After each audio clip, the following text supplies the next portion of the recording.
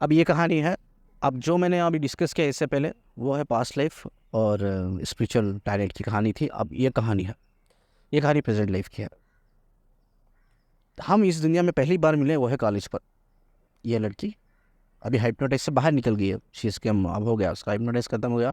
अब हाइप्नोटाइज से आके होश में रहकर अब ये बात कर रही है। तो डॉक्टर ने पूछा आप कहाँ मिले फर्स्ट टाइम इस लाइफ में। हम कॉलेज पे मिले। हम कॉलेज पे मिले। कॉलेज में एक दूसरे को देखा, हमें बहुत सा अट्रैक्शन हुआ उस टाइम पे। ठीक है।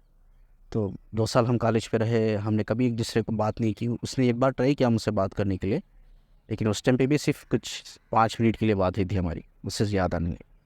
ठीक है। तो कॉलेज पे मिले, हमारे अंदर बहुत अट्रैक्शन था।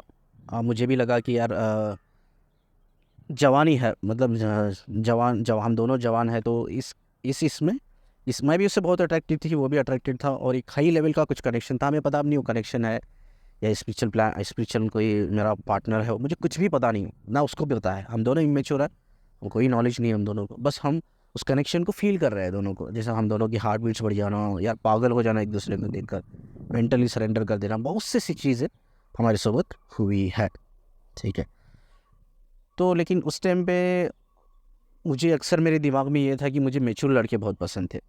जब मेरी 18 साल की एज थी तो मुझे स्मार्ट लड़के और थोड़ा अच्छे अच्छे फिट वाले, जो थोड़ा फिट रहे वैसे लड़के। और मेरा जो ये लड़का था फिट तो था ये, लेकिन ये स्मार्ट नहीं था, ये थोड़ा इनोसेंट था, थोड़ा पागल पागल सा था, इतना मैच्योर नहीं था ये। तो इसीलिए मैं कनेक्शन होने के बावजूद भी मेरा मन करता था, मेरा दिल करता था, मुझे ऐसा लगता था कि मेरी सोल पुश कर रही है, लेकिन इसके बावजूद भी मैंने उसे इग्नोर करके मेरी ही कॉलेज में जो ग्रेजुएशन में एक सीनियर लड़का था उसके साथ मैं रिलेशनशिप में थी।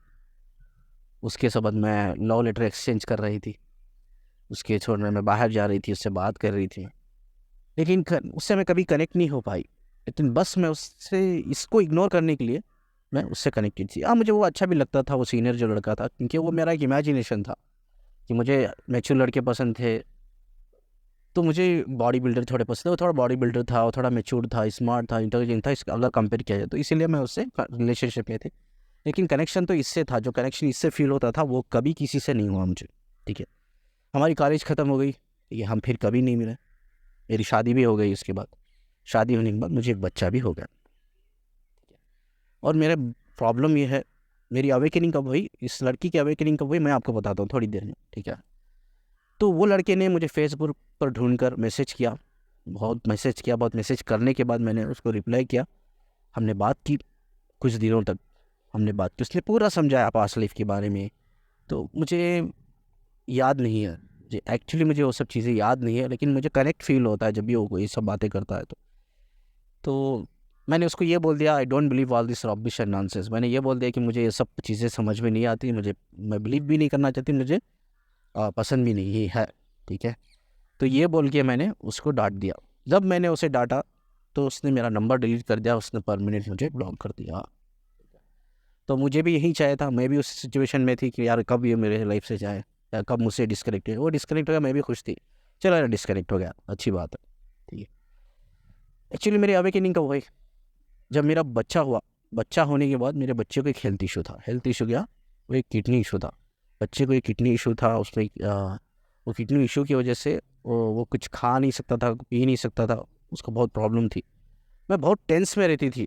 ठीक है, बहुत बहुत टेंस में रहती थी, बहुत प्रॉब्लम में रहती थी बच्चे को सोच कर कि ऐसा क्यों हुआ, ऐसा क्यों हुआ। मैंने सभी डॉक्टर को बता दिया, बड़े बड़े डॉक्टर को। तो डॉक्टर ने फाइनली बोल दिया कि इसका परमानेंट क्यूर नहीं है, हम क्यूर नहीं कर सकते भाई, ये जैसे से बच्चा बड़ा होगा तो इसके प्रॉब्लम में थोड़ी सुधार आएगी। बट मैं परमानेंट सोल्यूशन चाहती थी, परमानेंट क्यूर चाहती थी, वो नहीं मिला। तो इस पेन में, चाहे ये यूनिवर्स ही चाहता था, मुझे पुश किया है उसने, यूनिवर्स ने मुझे इस पेन में पुश किया, इस सफ़रिंग में पुश किया। इस पेन में सफ़रिंग में पुश होने के बाद मैं जब टेंशन में थी, तब मेरी अवेकनिंग हुई, तब मेरा कॉन्शियसनेस जगा, ट्रिगर हुआ। तब मैं सोचने लग गई, भाई एक्चुअली क्यों ये बच्चा अनहेल्थी पैदा हुआ, क्यों इसका कोई प्रॉब्लम का सलूशन ही नहीं है। ये बाद मुझे ये रियलाइज़ हुआ जब मैं अवेकन हुई, तो मेरी सोल का एक डिज़ायर था। वो डिज़ायर ये था कि सिर्फ मुझे अपने डीएम से शादी करके उसके बच्चे पैदा करना है, उसके सोबत रहना है। ये मेरा सोल का डिज़ायर कल भी था, आज भी था। तब मैं किसी और के साथ रिलेशनशिप में थी, तब भी मेरी सोल नाराज़ थी। अब मैं किसी कार्मिक के साथ शादी कर लिया, तब भी मेरी सोल नाराज़ थी। जब मैं उसी कार्मिक से जो बच्चा पैदा किया मैंने, तो मेरे जो womb यानी कि मेरा यूटेरस था, उसमें पूरी नेगेटिव एनर्जी बढ़ गई। हमेशा याद रखिए, सोल इज़ वेरी पावरफुल। वो बॉडी को, हमारी एनर्जी को, स्पिरिट को बैलेंस करती है, और स्पिरिट जाके बॉडी और माइंड को बैलेंस करती है। अगर सोल चाहे, हमारी स्पिरिट को भी तबाह कर सकती है, हमारी बॉडी माइंड को भी तबाह कर सकती है। तो ये मेरी ही सोल थी, नेगेटिव एनर्जी बढ़ा दिया उसने मेरे अंदर। नेगेटिव एनर्जी की वजह से मुझे अनहेल्थी बच्चा पैदा करना पड़ा, क्योंकि मेरी सोल कभी भी नहीं चाहती थी कि मेरी ही कोख से या मेरी दूसरी नई, कहने के लिए तो मेरी बॉडी नहीं है, लेकिन सोल तो वही है। लेकिन मेरी सोल सिर्फ मेरे डीएम के बच्चे को पैदा करना चाहती थी, तो मैंने किसी और के बच्चे को पैदा किया, इसीलिए वो बच्चा नेगेटिव पैदा हुआ, यानी कि हेल्थ इशू के सबब पैदा हुआ। मैं हमेशा सोचती थी कि यार ये प्रॉब्लम क्यों मुझे ही दी है, बच्चा अनहेल्दी बच्चे क्यों दिए, बच्चे की वजह से। उसके बाद जिस कार्मिक से मैंने शादी की, बाद मुझे पता चला ये कार्मिक है, और उसके बाद बहुत प्रॉब्लम होने लगी। मैं अपने कार्मिक, मेरे साथ बहुत सब बुरा बिहेवियर मेरे साथ अपनाता रहा, और मैं अपनी मैरिज में बहुत बुरी तरीके से फंस गई ना। मैं निकल पा आज भी मेरे अंदर बहुत डर है अपने कार्मिक को लेकर। वो कभी भी कुछ भी बोल देता है, मार देता है, या कुछ भी मेरे साथ गलत कर देता है। तो मेरा रिलेशनशिप जो है कार्मिक के साथ स्टार्टिंग में अच्छा चला, कुछ महीने कुछ साल अच्छा चला, लेकिन बहुत आगे जाके बहुत प्रॉब्लम होने लगी। अभी तो मुझे उस रिलेशनशिप से ही डर होता है। अब तो मेरा एक बच्चा है, और वो बच्चा भी अनहेल्थी है। तो बात बात हमारी मैरिज में भी प्रॉब्लम आने लग गई, बहुत ज़्यादा प्रॉब्लम आने लग गई। बात बच्चा हुआ, बच्चे के बाद भी मुझे अनहेल्थी बच्चा पैदा होने के बाद भी प्रॉब्लम होने लगी। तो मैं हमेशा सोचती थी यार ये प्रॉब्लम क्यों मेरे लाइफ में आ रही है, लेकिन मुझे पता नहीं चला कि ये मुझे अवेकन करने के लिए आ रहे हैं। तो इसमें भी गलती मेरी है। वो लड़का ने मुझे बहुत सी चीज़ें समझाई, जो मेरा डीएम था, डीएम अभी भी है। तो उसने मुझे व्हाट्सअप फेसबुक से नंबर, फेसबुक में बात करके हम लोगों ने नंबर एक्सचेंज करके बात भी की। तो बहुत कुछ चीज़ें उसने मुझे समझाई, लेकिन मैं समझने की कोशिश ही ना की। मैं इग्नोर करती रही उसे, कॉलेज से भी मैं इग्नोर करती रही। लेकिन जब मेरी शादी हो गई तब उसने कांटेक्ट किया, तब भी मैं उसे इग्नोर करती रही। लेकिन तब मेरा बच्चा अनहेल्थी हुआ, मेरी शादी में प्रॉब्लम आ गई। तो इसी पेन की वजह से मैं अवेकन हुई, और बाद मुझे धीरे धीरे अपनी पास्ट लाइफ याद आने लग गई। तो हमेशा एक चीज़ याद रखिए, पास्ट लाइफ में भी हमारी इस लाइफ का एक सोल पर्पस छुपा हुआ रहता है।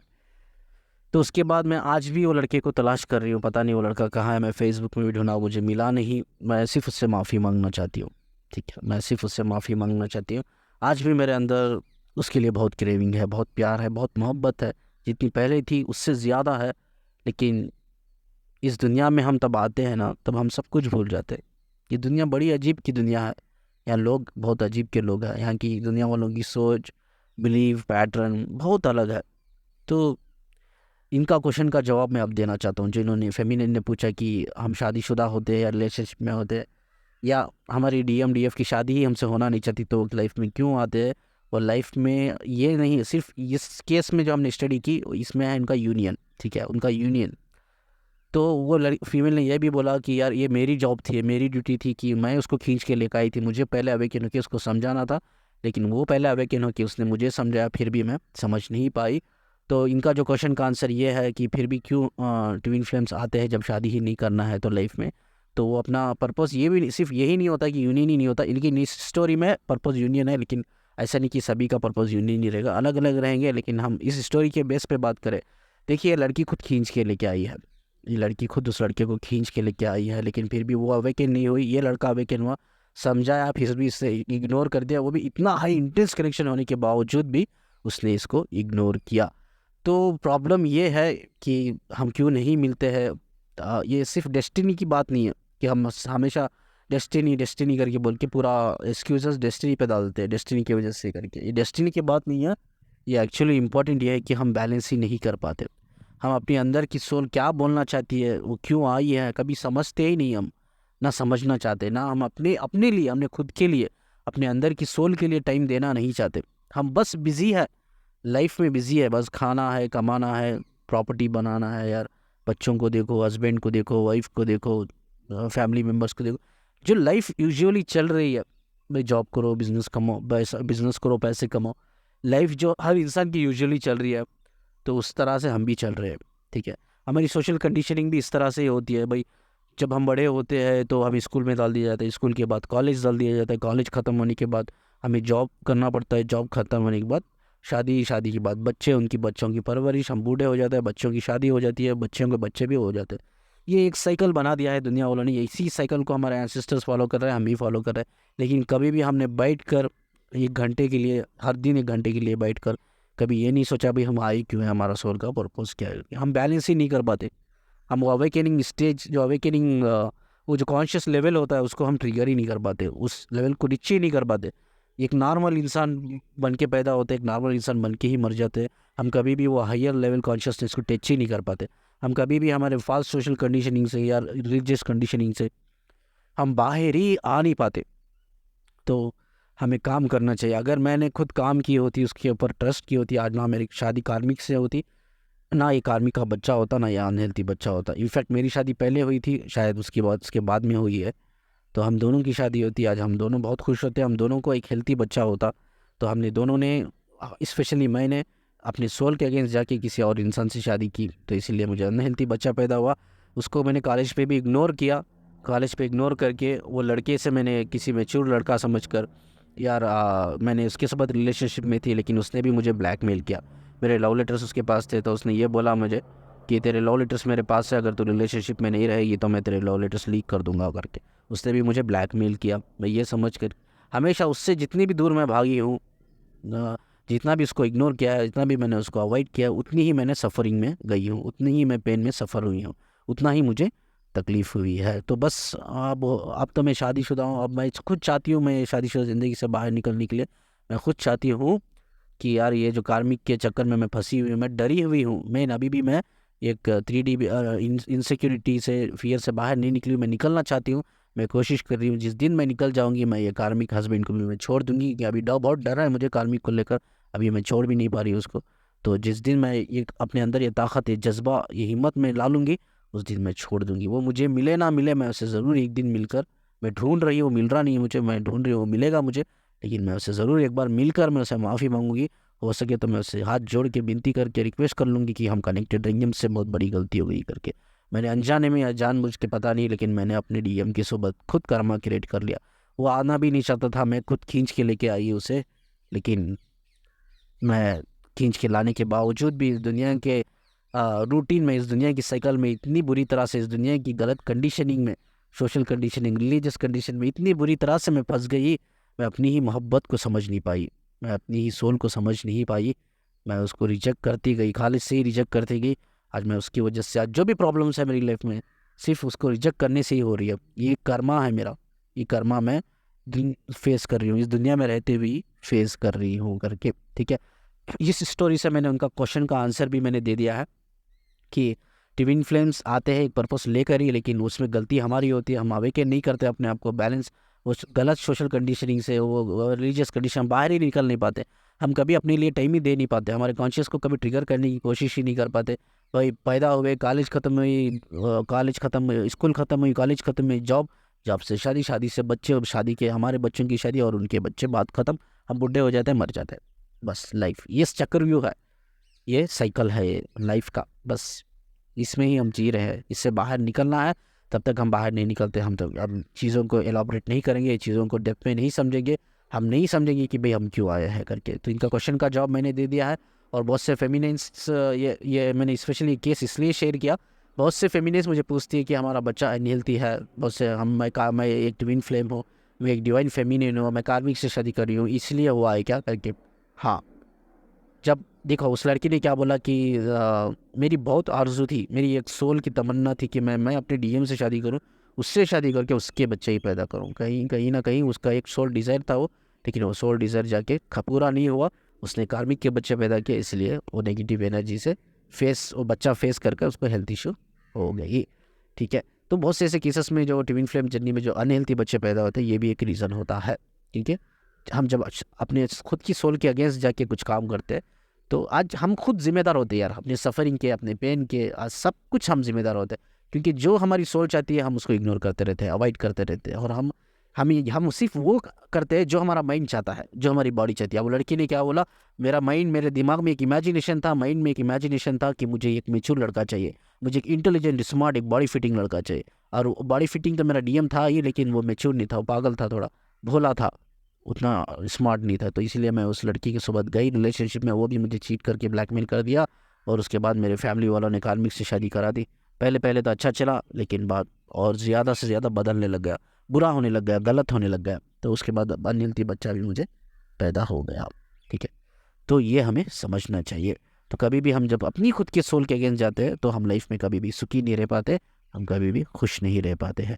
आई होप कि ये जो डेप्थ में मैंने जो हाइप्नोसिस थेरापी जो हुई थी उसका मैं प्रैक्टिकल सेशन आपके साथ शेयर करके बहुत से हेल्प मिली होगी आपको ये डेप्थ में जानने के लिए भाई सोल पर्पस क्या होता है और हमारे पास लाइफ से जुड़ा हुआ रहता है। हमें कभी भी अपने सोल के अगेंस्ट नहीं जाना चाहिए। हमें हर वक्त ये पहले कोशिश करना चाहिए कि हमें सेल्फ यूनियन में कैसा आना है। यार हमें ये फॉल्स सोशल कंडीशनिंग से, रिलीजियस कंडीशनिंग से बाहर कैसे आना है, अपने आप को ज़्यादा टाइम देना है। ये चक्रव्यूह में नहीं पड़ना है, हमें लाइफ के चक्रव्यूह में नहीं पड़ना है, हमें इससे आगे अलग सोचना है, इससे अलग सोचना है, अपने कॉन्शियस लेवल को बढ़ाना है। यार जो भी हमारा सोल पर्पस है उसे पूरा कंप्लीट करके जाना है, क्योंकि कोई भी सोल ठीक है इस दुनिया में वापस आने के लिए पसंद नहीं है। 100% ये लिख को रख लो। कोई भी सोल को जब एक बार इस जन्म में इस धरती पर जन्म लेती है, अगर वो फिर से पुनर्जन्म लेती है, उसको कभी पसंद नहीं है वापस पुनर्जन्म लेना, लेकिन मजबूरी होती है। जैसा इस केस में वो लड़के ने बोला कि मुझे वापस नहीं जाना है, तू भी मत जा, हम इधर ही रहते, जो हो गया सो हो गया। लेकिन ये लड़की का एक सोल डिज़ायर था कि हमें मुझे शादी करके बच्चा पैदा करना है इनके सोबत। तो इस सोल डिज़ायर को लेकर वो खींच के लेके आई। तो किसी भी सोल पसंद ही नहीं है सोल को रीइंकारनेशन वापस आना दुनिया में पसंद ही नहीं रहता है, लेकिन मजबूरी ये होती है, सोल का एक डीप डिज़ायर हो जाता है, वो डिज़ायर को पूरा करना तक हमें पीस नहीं मिलती है, वो सुकून नहीं मिलता है। क्या बोलते हैं वो, हमें वो बोलते हैं ना, हमें वो चीज़ एक्चुअली जो चाहिए, जो इटर्नल हैप्पीनेस, जो इटर्नल पीस हम बोलते हैं, सोल मोक्ष, एक्चुअली सोल मोक्ष जो हमें चाहिए वो मोक्ष नहीं मिलता है, तब तक हमारा सोल का डिज़ायर पूरा नहीं होता। वो सोल का डिज़ायर पूरा करने के लिए हमें मजबूरन हमें रीजन्म यानी कि पुनर्जन्म या रीबर्थ लेना पड़ता है। आई होप कि I have clear this question जो उन्होंने पूछा उसका आंसर मैंने दे दिया, और भी मैंने बहुत सी चीज़ डेप्थ में बात किया है। तो ट्विन फ्लेम्स आते हैं अलग अलग पर्पज़ के लिए, यूनियन पर्पस नहीं होता है, सिर्फ यूनियन ही नहीं होता है, लेकिन वो मिलके भी क्यों नहीं मिलते, इसका रीज़न ये है, उसमें भी डेस्टिनी का कोई इंटरफेयरेंस नहीं होता, ये गलती हमारी होती है। हम कभी निकल ही नहीं पाते उस कंडीशनिंग से, हम कभी अपने आप को अवेकनिंग सेल्फ यूनियन में डालते ही नहीं हम अपने आप को, तो ये हमारी ही कहीं ना कहीं गलती होती है। हाँ, इसका थोड़ा रोल डेस्टिनी का भी होता है, लेकिन हमें हर चीज़ डेस्टिनी को ब्लेम नहीं कर सकते हैं। ठीक है, तो सोचिए किसी लड़की का रेप हो रहा है तो हम ये बोल नहीं सकते कि यार ये तो उसका डेस्टिनी था, वो लड़के ने रेप किया है तो वो खुद ऑलरेडी ये पहले ही लिखा हुआ था कि वो लड़का रेप करेगा, जो लिखा हुआ था वही हो रहा है। तो इसका मतलब तो दुनिया में जितने भी गुनाह हो रहे हैं उसके लिए तो माफ़ी हो गई ना, इसके लिए तो बड़ा एक्सक्यूज़ हो गया, ये तो डेस्टिनी है, किसी का मर्डर हो गया था, अरे छोड़ो यार डेस्टिनी थी, वो लिखा हुआ था, मार दिया उसने, मर गया, तो इसमें सज़ा ही कहाँ है, सज़ा ही नहीं है। तो हर चीज़ डेस्टिनी होती है। कोई लड़का किसी लड़की का रेप करे, इट्स नॉट ए डेस्टिनी। कोई लड़का कोई इंसान दूसरे इंसान की जान ले रहा है, इट्स नॉट ए डेस्टिनी। कोई इंसान दूसरे इंसान को बर्बाद कर रहा है, बुरा कर रहा है, it's not a destiny. Her cheese destiny नहीं होती यार, तो उसमें गलती भी हमारी भी होती है। लेकिन ट्विन फ्लेम्स में अक्सर गलती ये होती है, जैसा उसने बोला, कॉलेज में भी उसे इग्नोर किया मैंने, शादी के बाद भी उसने मुझे कांटेक्ट किया तो भी इग्नोर किया मैंने, तो उसी की वजह से आज मेरी लाइफ तबाह हो गई है, बर्बाद हो गई है करके। यू शुड अंडरस्टैंड कि गलती हमारी होती है, तो इसके लिए हमें वक्त देना चाहिए, जितना हो सके हम अपने DMDF के पीछे भागने से स्टॉप करके अपने आप को वक्त दो, अपने आप को अवेकन करने की कोशिश करो, कि आप समझ सको कि भाई आए क्यों हो आप इस दुनिया में, और वो समझ कर जान कर एक दूसरे के पर्पज़ में कामयाब हो के निकलो।